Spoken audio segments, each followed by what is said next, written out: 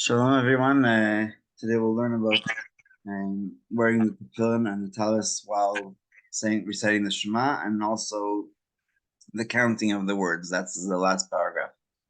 So there's a story in the Talmud. I'm not sure if it was Rabbi Akiva or somebody else, but a Roman centurion asked this rabbi, "Why do you insist on wearing tefillin even though it's a public display of your religion?" And the response was, would you imagine taking off one of your uniforms or insignia or any kind of medal that you have from the king just because you don't feel like wearing it? And the answer, of course, is no. So the tefillin and the talis serve almost like our uniform. And Rabbi Eli Sadan, who established the Yeshiva B'nai David, I think it's a pre-army yeshiva, like actually wrote a whole article about how the Israeli IDF uniform is Hashem's uniform. So that's the context in which I think this chapter is written.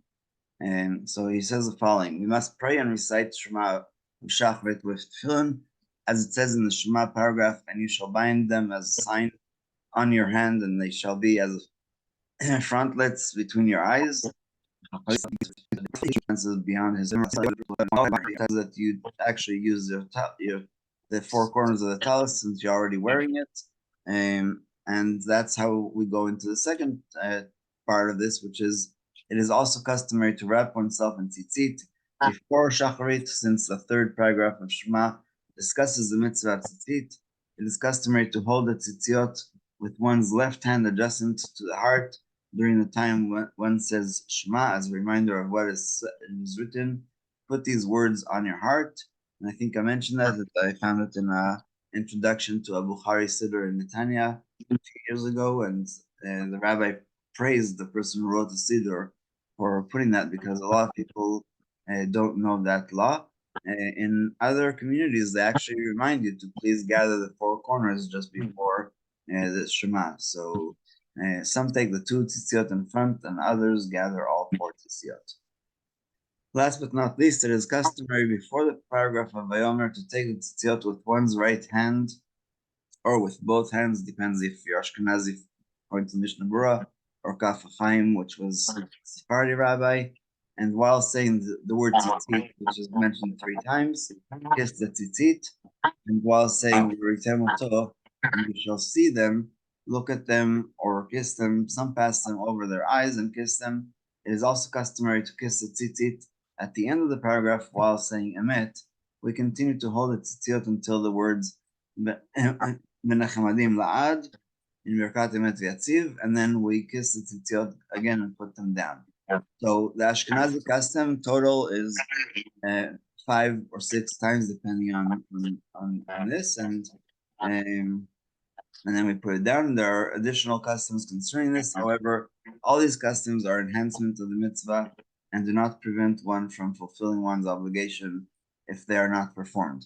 So I'll just conclude this part with, my father used to tzitzis and put the tzitzis to his eyes, cross them over both eyes, and then kiss it. But I learned that if I want to concentrate, it's easier to be able to read with reading glasses instead of taking them off. So I just kiss it with my lips.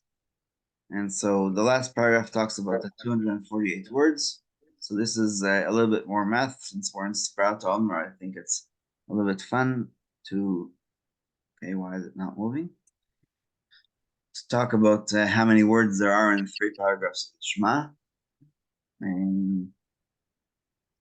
So while it's loading, there are 248 bones in our body, and there's 365 soft organs and legumes and other ligaments and other parts, and so total is 613. And we talked earlier about how the tzitzit reminds us of all 613 commandments.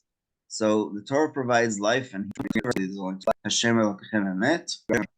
And the second part is about what we do when we are not in the Bet Knesset, when we're not in the synagogue where there's a chazan who can repeat. And so a person who prays individually is missing the last. Person who is not with a minyan says Kel Melech Ne'eman. According to the Shulchan Aruch, one who should have specific kavanah while pronouncing the there's some I have a voice for short somebody because we're hoping and praying that somebody will join us and we'll have a minyan. And actually, this past Shabbat, we were very lucky and somebody came late, but we were able to have a minyan for Musaf. So anyway. And so it is the minhag of most Sephardim that a person praying individually should complete the three missing words on his own and repeat Hashem Elokeichem Emet instead of the Chazan.